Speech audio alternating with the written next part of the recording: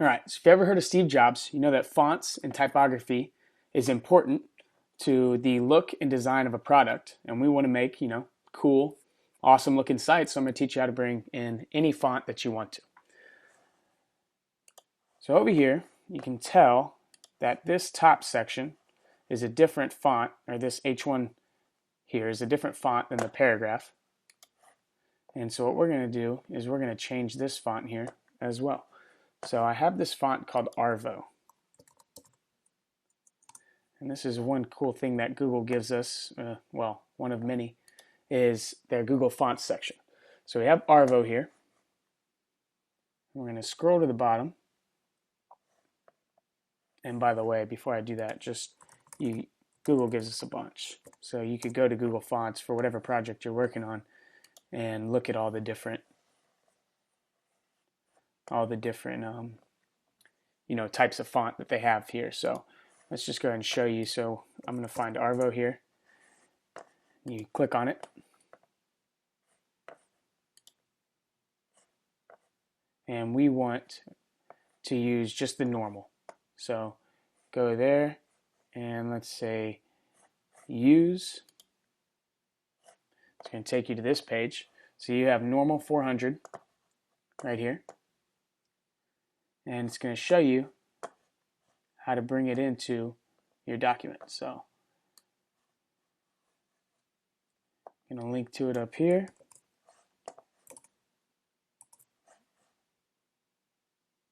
I'm sorry, we're going to copy that link there. We're going to go over to the index, and you want to put it above your CSS document since we're going to refer to it in the CSS document. So I'm going to say this is our Google Arvo font. Remember, this is a comment. And I'm going to paste that there, save that. Okay, now we go back to Google. We added this code to our website, and now we want to integrate the fonts into our CSS. So copy this. And we want it to be for the H1 tag in this div up here with the class of Jumbotron.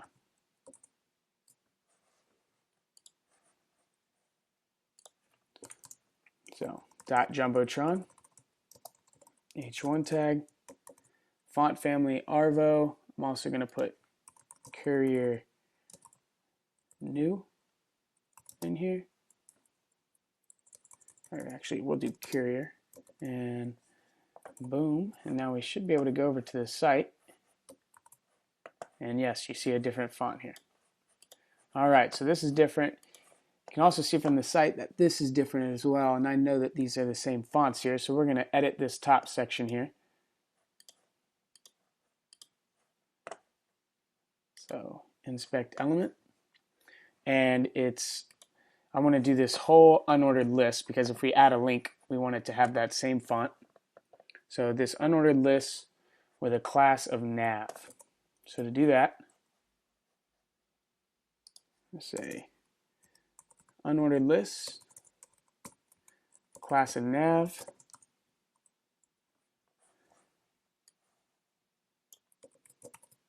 oops, sorry, copy it, paste it, save it, reload the page, and now you have that font up there. So this is saying unordered list with a class of nav, font family Arvo. If that doesn't load correctly, go to Courier. If that doesn't work, go to Serif. All right, now just to show you, you can combine CSS rules.